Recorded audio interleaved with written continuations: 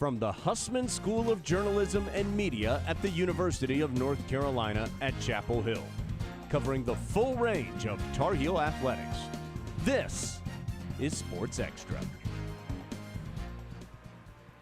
Light it blue because UNC football won its 7th consecutive home opener. And the Heels are starting their season at 2-0 for the 3rd year in a row. Good morning and welcome to Sports Extra. I'm Julia Thompson. And I'm Ashley Humphrey. Thanks for joining us. On Saturday, the Heels returned to Kenan Stadium to face the 0-1 Charlotte 49ers. Redshirt sophomore Connor Harrell ran an effective offense, completing 16 of 25 passes for 219 yards and 2 touchdowns in his 2nd career start as quarterback. Carolina jumped to a 7-0 lead during the first quarter thanks to a 30-yard sideline pass to Bryson Nesbitt. Later in the quarter, the Tar Heels found the end zone with a 37-yard run by Nate McCullum, putting Carolina up 14-3. After Charlotte scored a touchdown early in the 3rd, the Heels countered with a 58-yard trick play to Christian Hamilton, adding 6 to the scoreboard. Carolina totaled 490 offensive yards, limiting the 49ers to 49 rushing yards on 25 carries, coming out on top 38-20. Following Drake and Sam. So that's a load. You're following Max, who had a great 3rd quarter the other night. That's a load. And he knows we got a chance to have a really good team. We've got to have a quarterback step up. So there's a tremendous amount of pressure, and we've got to take that pressure off of him and really help him. Carolina's running game and defense certainly took some of that pressure Mac Brown was talking about off of Connor Harrell. The 49ers were held under 50 yards on the ground, while Davion Goss had over 100 yards rushing. The running game opened up the air for Harrell, who threw over 200 yards and 2 touchdowns. To break down some key plays that led the Heels to victory, let's go to our football analyst, Bethany Pryor, for Passes with Pryor. Bethany? Ashley, this week the Heels showed a really balanced attack, gaining 221 yards through the air and rushing for 269 yards. But this week, the leading rusher wasn't ACC standout Omarion Hampton. It was true freshman Davion Goss. Let's take a look at some of Goss's critical plays. In this play, the Heels are set up in 11 personnel with 1 running back and 1 tight end. The tight end is set up at the H-back position because he's going to be our leading blocker on the play. The whole offensive line except for our right tackle is in zone block left. The tackle will kick out the defensive end. When the play starts, Davion Goss hesitates for a second until he sees a hole in the B block, leaving only the safety to cover him in the backfield for a 15-yard gain. This next play is going to be very similar. They're set up once again in 11 personnel with Jake Johnson at tight end. Jake Johnson's at the tight end. Davion Goss is once again at the running back position. But this time, our right tackle is going to seal the end of the defense. He's going to seal that D end, leaving a wide open hole on the outside for Davion Goss to run. So once again, Goss will hesitate for a second. He's going to hesitate. He sees the outside goal. He runs around the outside, and he uses his athleticism to hurdle one of Charlotte's defenders. As a true freshman, Goss showed patience, poise, and athleticism. His performance is exciting for the future of Tar Heel football, as he's behind one of the best running backs in the ACC, Omarion Hampton. Davion Goss adds depth to the running back room, and he has a bright future as a Tar Heel. The Heels had a strong showing by young players and a great run defense, holding Charlotte to only 49 rushing yards. Who are some of the standout defenders for you, Bethany? Well, of course, Javari Ritzie had an amazing game with 2 more sacks. Ritzie is playing with confidence and poise this season, and he's getting some looks from some NFL scouts. And he led the defense to a very successful game. Well, the Heels have a lot to look forward to. I'm looking forward to see how they perform against NC Central on Saturday. UNC field hockey started off the Ivy League Conference Cross over the weekend with a big game against Penn on Friday. The Heels secured their first shutout of the 2024 season, beating the Quakers 5-0. Riley Heck added 2 goals to her tally alongside Sietska Bruning, who also got 2. Syracuse transfer Plune Lammer scored as well. UNC played Princeton on Sunday and won 2-0. Senior Yasmina Smolinars and sophomore Charlie Bruder scored the goals. UNC held the Tigers scoreless and finished the weekend with another shutout win and advanced to 4-0 on the season.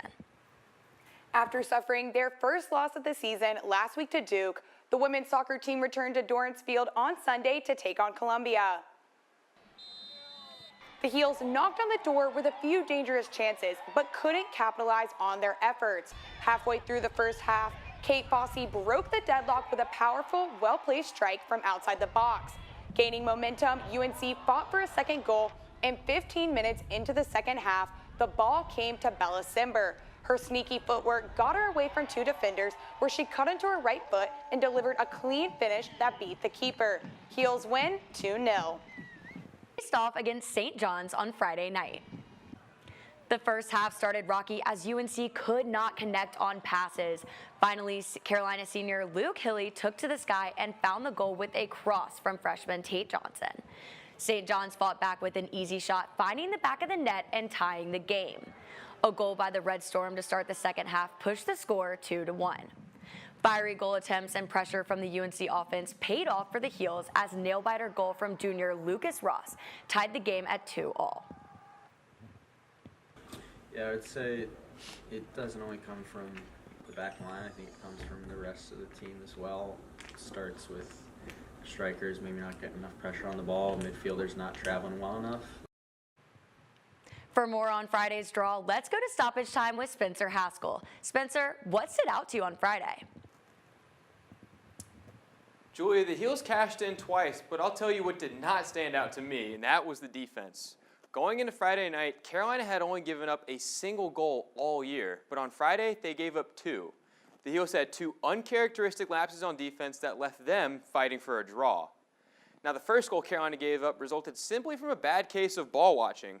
Here we'll see 2 St. John's attackers combine to make a nifty pass behind the defense, but this is fine. The ball on the end line is not the greatest threat in this situation. His 2 teammates that are open in the box are way more of a threat to score than he is, but unfortunately, as you'll see here, all the Carolina defenders in the box get stuck watching the ball and not their man, and this allows the St. John's attacker to play a wide open ball into the box, and it might as well be a tap-in because Andrew Cortez does not stand a chance of stopping that one. And just like the first goal, St. John's second goal was another result of a Tar Heel defensive breakdown. Here we'll see the St. John's winger make a nifty move into the middle, but here's the problem. You've got 3 Carolina defenders chasing 1 man with the ball, and that leaves his teammate behind the defense in the box wide open. Now you'll see here Carolina almost gets away with it, but they're not able to clear it and get it out of the box, and the ball falls right to the wide open man, and he's able to slot that one home easily. In soccer, another win or having to settle for a draw. Ashley? Spencer, Carolina heads to Durham on Friday for another big one against Duke. What do you want to see from the Heels to get a better result? Ashley, well, if Friday was any indication, they'll need to get back on track defensively. Duke's got the highest scoring offense in the league up to this point, and Carolina will have to play a better defensive game if they want to make that short ride home with a win. I'm always looking forward to a rivalry matchup. Thanks, Spencer. From one Carolina to the next, unbeaten UNC volleyball traveled to Charleston to face Temple University on Saturday. The Tar Heels offense attacked this match with strong kills. Mabry Schaffmaster, Chelsea Thorpe, Sophie Hampton, and Amani Foster hit double-digit kills, propelling the Heels to win the first 2 sets. Temple took the third, but UNC prevailed, winning the 4th set to take the match, running their undefeated record to 4-0. On Sunday, UNC took on the other Carolina and fell 3-0 in a sweep. Senior outside hitter Mabry Schaffmaster earned her 3rd double-digit performance with 13 kills, leading the offense for the Heels. South Carolina gave the Heels their first loss of the season. It's my favorite part of the show. Time to look at our 2 nominees for Play of the Week. In this beautiful touchdown, Connor Harrell faked a handoff to Gauze, who pitched the reverse to Nate McCollum. McCollum weaves his way through defenders into the end zone for a 36-yard touchdown run. And for our second play, we have this incredible goal from the one and only Kate Fossey, who shot from the top of the box and put the ball right into the back of the net.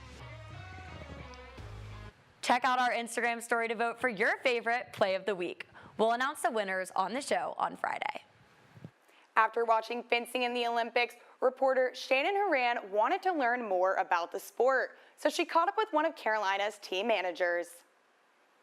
My name's Cassie. I'm a senior. I'm from Arizona, and I'm double majoring in economics and global studies. For most of Cassie's childhood, she competed in a unique sport, fencing. My dad fenced his whole life, so I kind of grew up with it.